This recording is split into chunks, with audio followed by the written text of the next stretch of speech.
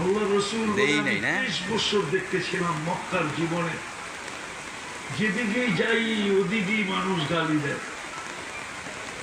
যেদিকেই বাহির হই ওদিকেই মানুষে মাটি মারে, যেদিকে তাকাই ওদিকেই দেখি মানুষে থুতু মারে। কিন্তু মদিনার জীবনে দেখতেছি কেউ থুতু মাটিতে পড়তে দিতে চেয়েছে,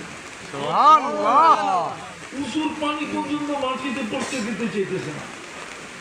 শরীর থেকে দূষিত রক্ত শিঙা দিয়া বাহির করছে, সাহাবী রাসূলের হাতে দিয়া দিছে, বাহিরে নিয়ে চাইটা খায়া ফেলছে। আজকের এই বৃষ্টির ভিতরে প্রথম হতো একটা ওয়াটার সেলুট, এটা কেউ মানুক আর না মানুক আমি মানি। দ্বিতীয় আল্লাহ আমাদেরকে মেসেজ দিছে, যুবক আমি যেরকম চাই আমার চাওয়ার উপরে তুমি মাইনা নাও এবং ঝাঁপায়া পড়ো। যুবককে ভাবতে হবে যৌবনে আল্লাহ আমার কাছ থেকে কি চায়। এটি আল্লাহ প্রমাণ দিছে, নাইলে এত টাকা খরচ করে স্বামী আনা, লাখ লাখ টাকা খরচ করে এই আয়োজন, সবই তো যেন বৃষ্টি বাসায় নিয়ে গেল, ঠিক না? প্রতিষ্ঠানওয়ালাদের দিলে কত ব্যথা, ঠিক না?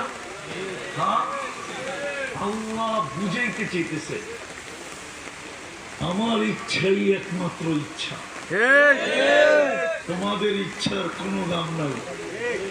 দাম হবে যদি আমার ইচ্ছাকে মনে প্রাণে গলা লাগাইতে পারো আর আমার ইচ্ছার উপরে ঝাঁপায় পড়তে পারো।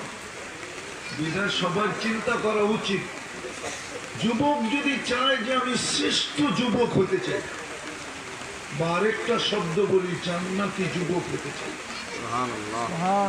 জান্নাতি যুবক ছিল, সময় তো নাই।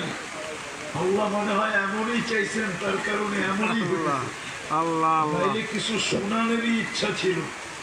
জান্নাতি যুবক যদি বনতে চাও, হইতে চাও, তাহলে আল্লাহর ইচ্ছাকে মনে প্রাণে গলা লাগাইতে হবে। দ্বিতীয়, আল্লাহর ইচ্ছার উপরে ঝাঁপায়া পড়তে হবে, তাইলে কিন্তু জান্নাতি যুবক বানাবে। জান্নাতি চিরদিনের যৌবন দিবে। আনতা শিব্বু ফালা তাহরামু আবাদা, চিরদিনের যুবক কোনদিন বিরুদ্ধ হবে না। আনতা শিহু ফালা তামরাদু আবাদা, চিরদিন সুস্থ, কোনদিন অসুস্থতা আসবে না। আনতাহইয়া ফালা তামুতু আবাদা,